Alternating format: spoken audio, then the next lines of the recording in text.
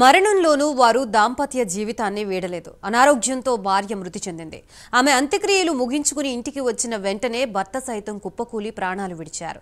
ఈ విషాదకర ఘటన ప్రకాశం జిల్లా మర్రిపూడి మండలం చెంచిరెడ్డిపల్లెలో చోటు చేసుకుంది. అదే గ్రామానికి చెందిన దిబ్బారెడ్డి తిరుపాలమ్మ దంపతులు. వీరికి 2 కుమారులు 2 కుమార్తెలు ఉన్నారు. 60 ఏళ్ల పాటు వీరి దాంపత్య జీవితం సాగింది. మృత్యువులోనూ జంట వీడలేదు. ఒకేసారి తల్లిదండ్రులు చనిపోవడంతో ఆ కుటుంబంలో విషాద ఛాయలు అలుముకున్నాయి.